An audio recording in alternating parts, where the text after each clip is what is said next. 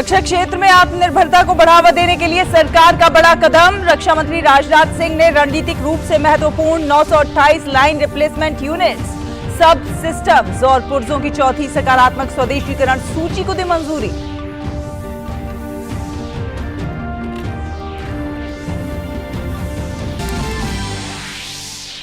कर्नाटक में कौन बनेगा मुख्यमंत्री? डीके शिव कुमार और सिद्धरामैया के बीच रेस। बेंगलुरु में आज बुलाई गई कांग्रेस की विधायक दल की बैठक।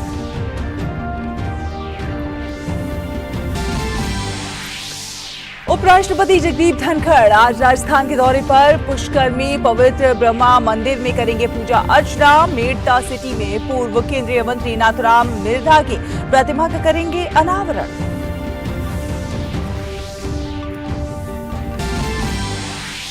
महाराष्ट्र के अकोला में शांति बहाली के लिए प्रशासन ने शांति समिति की बैठक की। सभी धर्मों और समुदायों के प्रतिनिधियों, राजनीतिक दलों के नेताओं और महत्वपूर्ण व्यक्तियों ने लिया हिस्सा। 26 लोगों को लिया गया हिरासत में। 4 थाना क्षेत्रों में कर्फ्यू।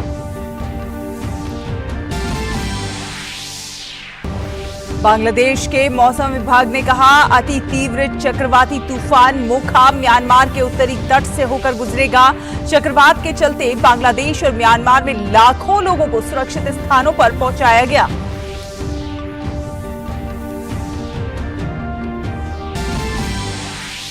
तुर्की में राष्ट्रपति और संसदीय चुनावों के लिए मतदान। देश की बढ़ती महंगाई बड़ा मुद्दा। ओपिनियन सर्वे में सीएचपी के केमल किलिचदारोग्लू को एर्दोगान पर मामूली बढ़त।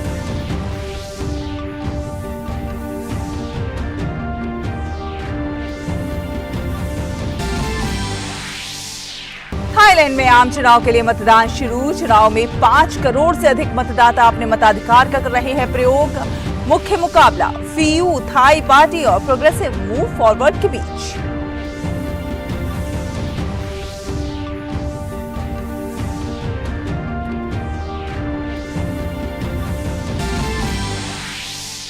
और आईपीएल में आज राजस्थान रॉयल्स का मुकाबला रॉयल चैलेंजर्स बेंगलुरु से होगा, जबकि एक अन्य मैच में चेन्नई सुपर किंग्स और कोलकाता नाइट राइडर्स के बीच होगी भिड़ंत।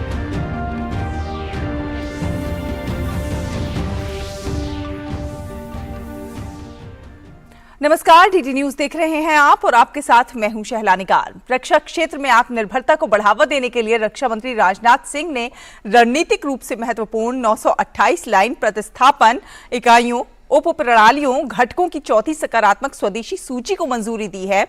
इन एलआरयू उप प्रणालियों, घटकों के स्वदेशी विकास से अर्थव्यवस्था मजबूत होगी और डीपीएसयू की आयात निर्भरता कम होगी। इसके अलावा ये घरेलू रक्षा उद्योग की डिजाइन क्षमताओं का सदुपयोग करने और भारत को इन प्रौद्योगिकियों के एक डिजाइन लीडर के रूप में स्थापित करने में मदद करेगा।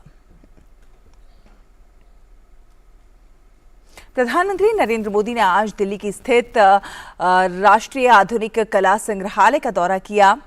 पीएम ने वहां पर जनशक्ति प्रदर्शनी का अवलोकन किया। प्रदर्शनी में स्वच्छता, जल संरक्षण, कृषि, अंतरिक्ष, पूर्वोत्तर क्षेत्र, नारी शक्ति, योग और आयुर्वेद जैसे विषयों पर कलाकृतियां, मूर्तियां और तस्वीरें प्रदर्शित की गई हैं। ये प्रदर्शनी मन की बात में प्रधानमंत्री द्वारा प्रस्तुत किए गए विभिन्न महत्वपूर्ण विषयों, दृष्टिकोणों और विचारों पर प्रकाश डालती है। जिन कलाकारों ने जनशक्ति प्रदर्शनी में योगदान दिया है उनमें मनु और माधवी पारेख, अतुल डोडिया, परेश मैती, इरन्ना जीआर और जगन्नाथ पांडा जैसे नाम शामिल हैं।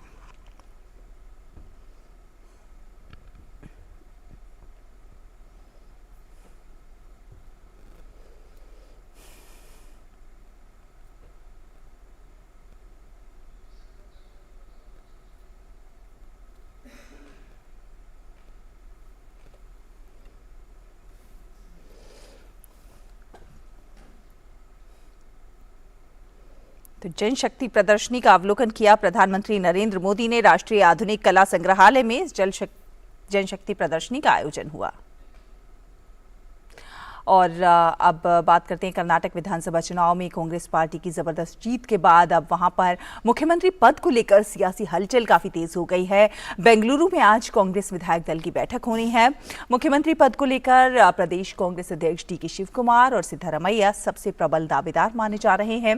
कांग्रेस पार्टी के राष्ट्रीय अध्यक्ष मल्लिकार्जुन खड़गे ने यह बात साफ कर दी है कि पार्टी अपनी प्रक्रिया के तहत मुख्यमंत्री चुनने का काम करेगी। वहीं इससे पहले शनिवार को आए चुनावी नतीजों में कांग्रेस ने स्पष्ट बहुमत हासिल करते हुए 136 सीटों पर जीत दर्ज की।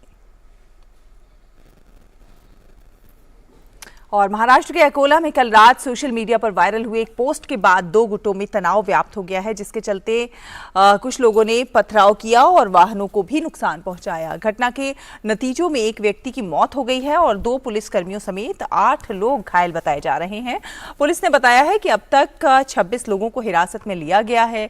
हिंसक झड़पों के बाद अकोला के 4 थानों में कर्फ्यू लगाया गया है। साथ ही साथ शहर में धारा 144 भी लगा दी गई है।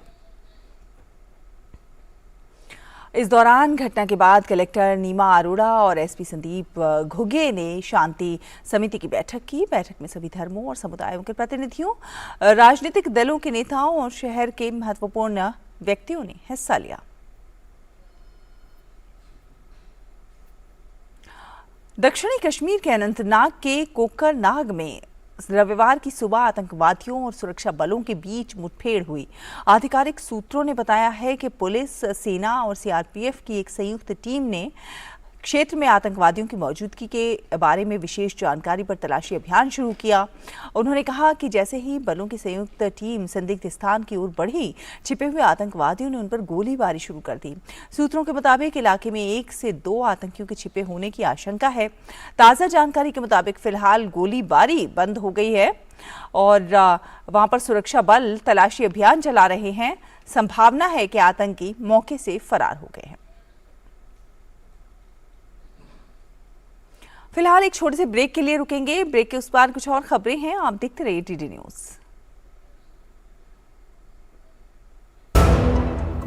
Indian Maritime University brings you the most prestigious and adventurous career in merchant navy and marine engineering with world-class infrastructure and sprawling campus at 6 locations. It's not just a career but an ocean of opportunities. Indian Maritime University, a central university recognized by Government of India. Admissions open for 2023 to 24. प्रधानमंत्री श्री नरेंद्र मोदी की अगुवाई में देश को खुले में शौच से मुक्त बनाने के लिए 2014 में आरंभ किया गया स्वच्छ भारत मिशन न केवल एक जन आंदोलन बना, बल्कि इसे विश्व की बड़ी व्यवहार परिवर्तन योजना का गौरव भी मिला। स्वच्छ भारत मिशन ग्रामीण की अपार सफलता के बाद जरूरत थी इस परिवर्तन को स्थायी बनाने की और इस लक्ष्य को हासिल करने के लिए स्वच्छ भारत मिशन के दूसरे चरण यानी कि ODF+ की शुरुआत की गई। साथियों, खुले में शौच से मुक्ति के बाद अब दायित्व और बढ़ गया है। देश को ODF के बाद ODF+ बनाने के लक्ष्य पर काम चल रहा है। अब हमें कचरे से कंचन बनाने का काम को तेज करना है। पूरे देश में ODF+ या संपूर्ण स्वच्छता पर खास ध्यान दिया जा रहा है। स्वच्छता केंद्रित जागरूकता अभियानों के द्वारा जन जन तक स्वच्छता की सीख, पेंटिंग और फिल्म मेकिंग जैसे नए और रोचक तरीकों से पहुंचाई जा रही है। देश में स्वच्छता संवाद कार्यक्रमों का आयोजन किया गया, जिनमें लोगों ने पूरे उत्साह के साथ हिस्सा लिया और प्लास्टिक कचरे से देश को मुक्त कराने की शपथ ली। जैविक कचरे के निपटान और उससे अतिरिक्त आमदनी पाने के बारे में भी लोगों को जागरूक किया जा रहा है, जिससे बड़ी संख्या में लोग गोबर धन योजना से जुड़ रहे हैं और गोबर से बायोगैस एवं जैविक खाद के उत्पादन को बढ़ावा मिल रहा है। जैविक और रिसाइक्लेबल कचरे को अलग रखने और उसके उपचार पर विशेष ध्यान दिया जा रहा है। ग्रे वाटर प्रबंधन के अंतर्गत लाखों की संख्या में सोख्ता गड्ढों का निर्माण किया जा रहा है। इसके अलावा पुराने 1 गड्ढे वाले शौचालयों को रेट्रोफिट करके 2 सोख्ता गड्ढों वाले शौचालयों में बदला जा रहा है और मल प्रबंधन पर भी विशेष ध्यान दिया जा रहा है। देश भर में लोगों का उत्साह और जन भागीदारी इस बात का प्रमाण है कि आत्मनिर्भरता का ये मॉडल लोगों तक पहुंच रहा है और हमारे गांव ODF से ODF प्लस की ओर अग्रसर हो रहे हैं। लेकिन देश को संपूर्ण स्वच्छ बनाने के इस अभियान को मंजिल तक पहुंचाने के लिए अभी हमें लंबा रास्ता तय करना है, जिसके लिए सभी देशवासी पूरे जज्बे से कोशिश कर रहे हैं। और इन्हीं कोशिशों के कारण आज हमारा देश स्वच्छता से स्वावलंबन की ओर अग्रसर है।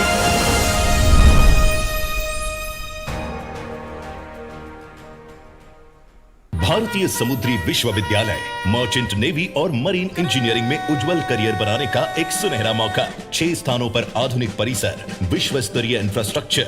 ये सिर्फ एक करियर नहीं, ये अवसरों का सागर है। भारतीय समुद्री विश्वविद्यालय भारत सरकार के अधीन वर्ष 2023-24 के लिए प्रवेश आमंत्रित हैं। ब्रेक के बाद स्वागत है आपका। चलिए खबरों में आगे बढ़ते हैं। कुछ अन्य खबरों का रुख करते हैं। आईसीएसई के कक्षा 10वीं के परिणाम आज घोषित कर दिए जाएंगे। वहीं आईएससी के कक्षा 12वीं के नतीजे भी आज जारी होंगे। बोर्ड ने नोटिफिकेशन जारी करते हुए कहा है कि दोपहर 3 बजे नतीजे घोषित किए जाएंगे। विद्यार्थी अपने नतीजे आधिकारिक वेबसाइट CISCE.org पर देख सकते हैं।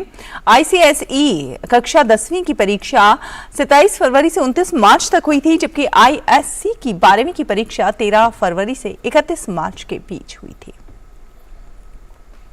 और उत्तर प्रदेश के मुख्यमंत्री योगी आदित्यनाथ ने गोरखपुर के गोरखनाथ मंदिर में आज लोगों की समस्याएं सुनी। इस दौरान बड़ी संख्या में लोग सीएम योगी से मिलने पहुंचे और उन्होंने अपनी समस्याओं को सीएम के सामने रखा। मुख्यमंत्री ने अधिकारियों को लोगों की समस्याओं के निस्तारण के निर्देश दिए।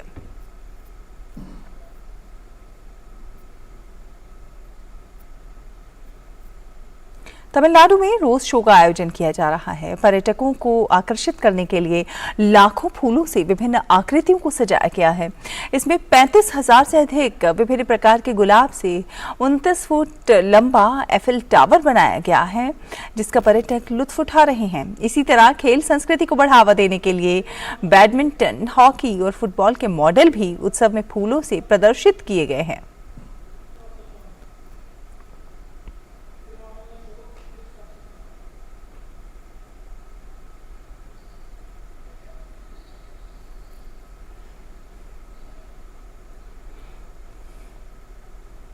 और मई के महीने में शुरुआती दिन काफ़ी सुहाने बीते और इसके बाद दिल्ली में अब झुलसा देने वाली गर्मी आ गई है। राजधानी दिल्ली में पिछले 3 दिनों के दौरान तापमान में 6 से 7 डिग्री तक की बढ़ोतरी हुई है। मौसम विभाग ने गर्मी के बढ़ते कहर से कुछ राहत की संभावना जताई है। मौसम विभाग के अनुसार अगले 24 घंटों के दौरान दिल्ली और आसपास के क्षेत्रों में आंशिक रूप से बादल छाए रहने की संभावना है। इस दौरान कुछ जगहों पर धूल भरी आंधी चलने की भी संभावना व्यक्त की गई है। वहीं उत्तर भारत की तो यहाँ के ज्यादातर राज्यों में अधिकतम तापमान 40 डिग्री या फिर उससे अधिक दर्ज किया जा रहा है।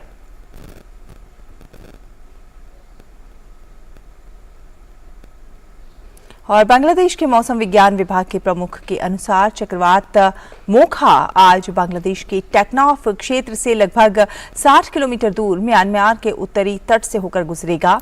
इसके शाम 6 बजे तक पूरी तरह से बांग्लादेश को पार करने की उम्मीद है। मौसम विभाग के प्रमुख ने कहा है कि बांग्लादेश के लिए जोखिम कम हो गया है। बांग्लादेश मौसम विज्ञान विभाग के प्रमुख ने कहा कि चक्रवात के केंद्र और उसके आसपास 74 किलोमीटर के दायरे में हवा की गति 160 से 180 किलोमीटर प्रति घंटा रहने की संभावना है। सेंट मार्टिन द्वीप के पर्यटन स्थल में 100 किलोमीटर की रफ्तार से हवाएं चल रही हैं, क्योंकि चक्रवात द्वीप पर दस्तक दे रहा है। द्वीप से 5000 से अधिक लोगों को सुरक्षित स्थानों पर पहुंचाया गया है। टेक्नाफ में आज सुबह 11:30 बजे हवा की गति 80 से 100 किलोमीटर प्रति घंटा की थी। सरकार पहले ही कॉक्स बाजार और चट्टग्राम क्षेत्रों के 7 लाख से अधिक लोगों को सुरक्षित स्थानों पर पहुंचा चुकी है। सरकार द्वारा तैयार किए गए 1600 से अधिक साइक्लोन शेल्टर में पहुंचे लोगों को सूखा भोजन, जलशोधन टैबलेट और नकद राशि प्रदान की गई है। उन्होंने कहा कि बेहद गंभीर चक्रवाती तूफान मोखा की ताकत थोड़ी कमजोर हुई है और इससे बांग्लादेश को कोई बड़ा नुकसान होने की संभावना नहीं है। पश्चिम बंगाल में चक्रवाती तूफान मोखा के खतरे से निपटने के लिए एहतियाती कदम उठाए जा रहे हैं। राज्य के निचले और तटीय इलाकों में रहने वाले लोगों को सुरक्षित स्थानों की ओर भेजा गया है। अधिकारियों ने लोगों से बरखाली समुद्र तट खाली करने का आग्रह किया है। नागरिक रक्षा अधिकारी अनूप समल ने कहा कि मछुआरों और पर्यटकों को समुद्र में नहीं जाने की सलाह दी गई है। हम लोग को जो दक्षिण 24 परगना जिला प्रशासन और सिविल डिफेंस डिजास्टर मैनेजमेंट और नामखाना ब्लॉक प्रशासन और हम लोग इधर जो पुलिस स्टेशन है फितारगंज कोस्टल पुलिस स्टेशन से हम लोग के पास एक निर्देश आया है, जो मोका नामक जो साइक्लोन आने वाला है उसका लैंडफॉल बाद में आ जाएगा। इसीलिए सभी के जो टूरिस्ट पार्टी घूमने के लिए आए हैं, इसलिए उन लोगों को हम लोग जो सी बीच है, सी बीच से हम लोग बाहर जो उधर जो सेफ्टी पोजीशन है पोजीशन के हम लोग दे रहा है, क्योंकि इधर जो हमका जो पानी है ज़्यादा बढ़ रहा है, इसलिए सेफ्टी के लिए सभी टूरिस्ट पार्टी को हम लोग सेफ्टी प्लेस में भेज रहा है हम लोग। और कैंसर के इलाज के अत्याधुनिक तकनीक की अब बात कर लेते हैं। कैंसर के इलाज में किसी भी रेडिएशन थेरेपी की तकनीक का लक्ष्य होता है कि मरीज को सिर्फ जरूरत के हिसाब से ही लक्ष्य आधारित डोज मिले और इसका कम से कम साइड इफेक्ट हो। खासकर जब बात बच्चों या फिर युवाओं के इलाज की होती है। भारत में पहली बार नवी मुंबई के खारघर के टाटा मेमोरियल सेंटर में प्रोटॉन बीम थेरेपी शुरू की जा रही है।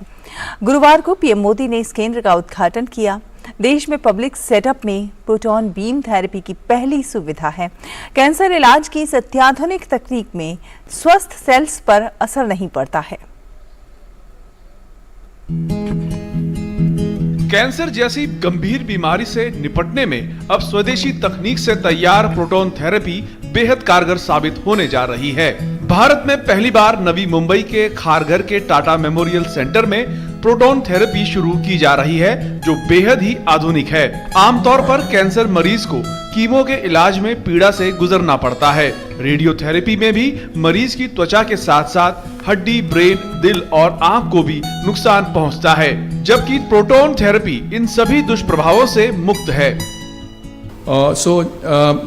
इसमें सबसे इम्पोर्टेंट चीज़ ये है कि प्रोटॉन थेरेपी का फ़ायदा जब हम कन्वेंशनल जो स्टैंडर्ड रेडियोथेरेपी से करते हैं, तो इसमें सबसे बड़ा फ़ायदा ये है कि जो हम ट्यूमर को रेडिएट करते हैं कैंसर सेल्स को किल करने के लिए, इसमें प्रोटॉन थेरेपी के थ्रू जो सराउंडिंग नॉर्मल टिश्यूज़ हैं जहाँ कोई ट्यूमर नहीं है, उनको हम सबसे बढ़िया तरीके से बचा सकते हैं।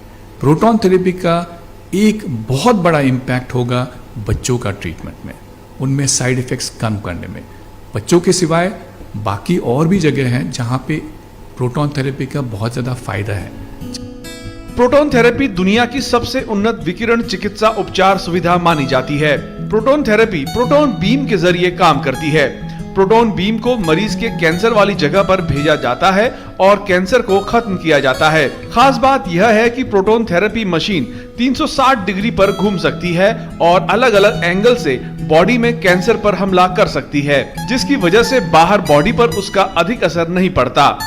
साथ ही ये सुविधा गरीबों को निशुल्क दी जाएगी। निशुल्क सुविधा के लिए प्रोटॉन थेरेपी सेंटर में अलग से रूम दिया गया है। और अगर आप प्राइस कंपैरिजन करें, अगर मैंने एक पेशेंट को आज अमेरिका में भेजा और वहाँ अगर मैंने एक पेशेंट का ट्रीटमेंट किया, उसका कॉस्ट अभी करीब 150 to 200,000 US डॉलर्स होता है एक पेशेंट के ट्रीटमेंट के लिए। हमारे जो 1000 पेशेंट हम ट्रीट करेंगे साल का, उसमें से करीब 40 से 50% पेशेंट्स हम लोग कम्प्लीटली फ्री ऑफ कॉस्ट करेंगे। एंड स्पेशली इसमें इम्पोर्टेंस हम देंगे जो चिल्ड्रन हैं। सो हमारा ये एफर्ट होगा कि करीब 40 to 50% ऑफ पेशेंट्स हम लोग कम्प्लीटली फ्री ऑफ कॉस्ट करेंगे। पूरी दुनिया में प्रोटॉन थेरेपी केंद्र सिर्फ 20 देशों में उपलब्ध हैं। दुनिया भर में इसके 88 केंद्र हैं, जिनमें से भारत में पहला केंद्र नवी मुंबई में बनाया गया है। इस प्रोटॉन थेरेपी मशीन से ऐसे कैंसर को भी ठीक किया जा सकता है जो बाकियों में मुमकिन नहीं है। खास बात यह है कि इस मशीन में 20% उपकरण स्वदेशी हैं और इसे भारत में ही बनाया गया है। इसके आने से हर साल 1000 कैंसर मरीजों का इलाज प्रोटॉन थेरेपी से हो सकेगा। जल्द ही proton therapy machine AIIMS Jhajjar में भी लगेगी। देश भर में हर साल 50,000 बच्चे कैंसर से पीड़ित होते हैं। ऐसे मरीजों का इलाज इस तकनीक से मुमकिन हो सकेगा।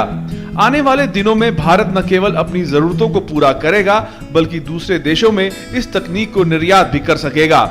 मुंबई से शिशिर सेलार के साथ नितेंद्र सिंह, डीडी न्यूज, दिल्ली। और केंद्र सरकार का स्किल इंडिया मिशन बेरोजगारों को हुनरमंद बनाकर उन्हें रोजगार से जोड़ने में महत्वपूर्ण भूमिका निभा रहा है। वर्ष 2015 में शुरू किए गए इस मिशन का संचालन प्रधानमंत्री कौशल विकास योजना के रूप में देश भर में किया जा रहा है। प्रदेश के मंडी जिले में भी इस योजना का लाभ लेकर युवा न केवल निजी क्षेत्र में रोजगार प्राप्त कर रहे हैं बल्कि अपने हुनर की बदौलत स्वरोजगार की दिशा में भी आगे बढ़ रहे हैं।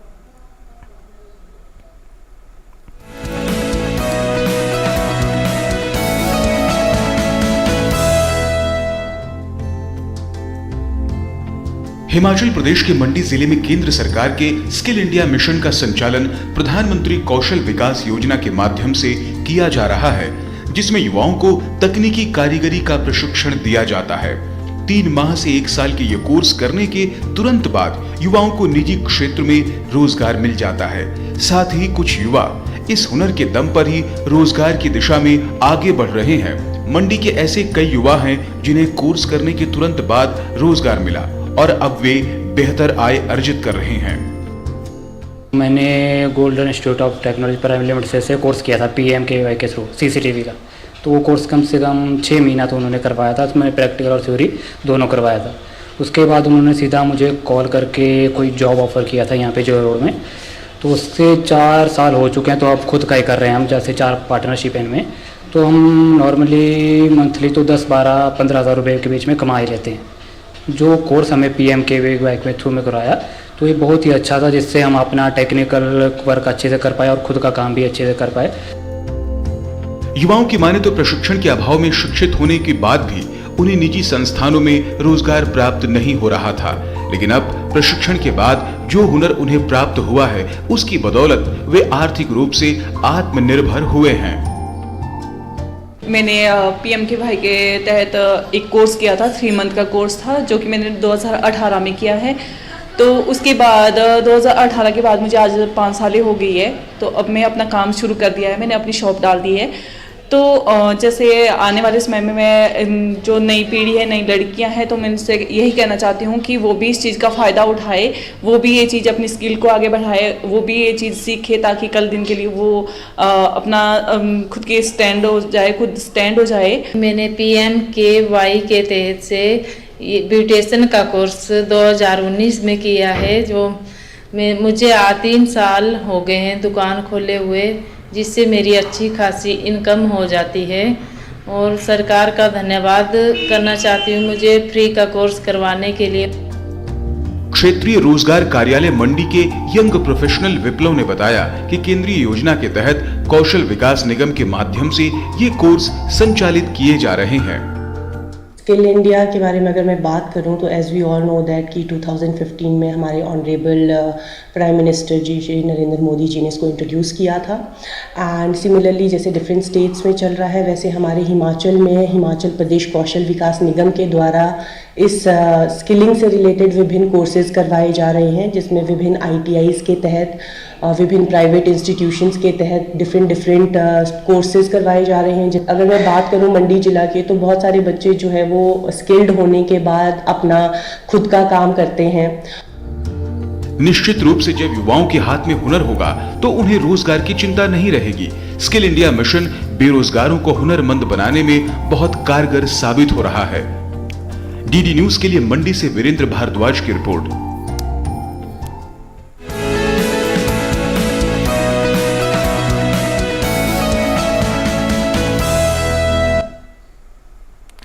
और अंतर्राष्ट्रीय मातृत्व दिवस के अवसर पर गुजरात स्थित राजकोट में आज महिला साड़ी वॉकथॉन का आयोजन हुआ। राजकोट पुलिस ने साड़ी संस्कृति को बढ़ावा देने के लिए महिला साड़ी वॉकथॉन का आयोजन किया। रंग बिरंगी साड़ियां पहनकर कई महिलाओं ने इस वॉकथॉन में हिस्सा लिया।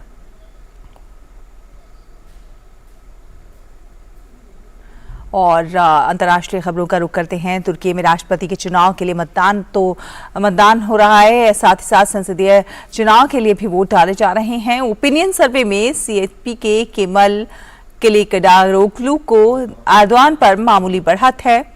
मतदान शाम 5 बजे तक होगा। पहले चरण में कोई बहुमत नहीं मिलने पर 28 मई को रन ऑफ चुनाव हो सकते हैं। तुर्की 61 मिलियन लोग मतदान करने के पात्र हैं, जिनमें लगभग 5 मिलियन पहली बार मतदाता हैं और विदेशों में रहने वाले तुर्क पहले ही अपने मतपत्र डाल चुके हैं। मतदान को राष्ट्रपति रजब तैयब एर्दोआन के 20 साल के शासन के लिए एक बड़ी परीक्षा के रूप में देखा जा रहा है। राष्ट्रपति चुनने के अलावा मतदाता अगले 5 वर्षों के लिए उनका प्रतिनिधित्व करने के लिए 87 चुनावी जिलों के संसद के 600 सदस्यों का भी चयन करेंगे। और इजरायल और फिलिस्तीनी इस्लामिक जिहाद लगभग 5 दिनों की लड़ाई के बाद संघर्ष विराम के लिए सहमत हो गए हैं। ये जानकारी दोनों पक्षों के बीच बातचीत में मदद करने वाले मिस्र के अधिकारियों ने दी है। मिस्र की मध्यस्थता से दोनों पक्ष युद्ध विराम पर सहमत हुए। इस्लामिक जिहाद के एक वरिष्ठ अधिकारी ने भी संघर्ष विराम की पुष्टि की। बाद में राष्ट्रीय सुरक्षा सलाहकार ताजाजी हनेबगी ने बताया कि इजरायल मिस्र द्वारा प्रस्तावित युद्ध विराम के लिए सहमत हो गया है। साथ ही ये चेतावनी भी दी है कि कोई हमला किया गया तो सेना जवाब देगी।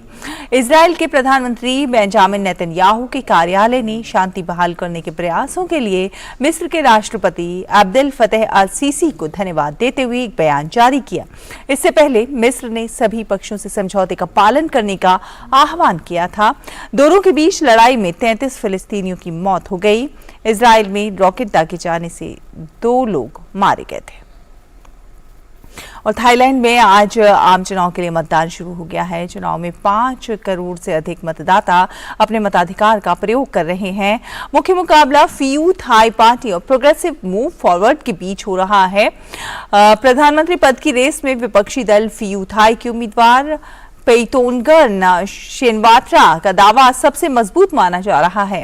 ओपिनियन पोल के अनुसार 500 सदस्यों वाली संसद में शिनवात्रा की पार्टी को ही सबसे ज्यादा सीटें मिलेंगी। साल 2014 में सैन्य तख्तापलट के बाद दूसरा मतदान है। चुनाव में अर्थव्यवस्था का संकट सबसे बड़ा मुद्दा है।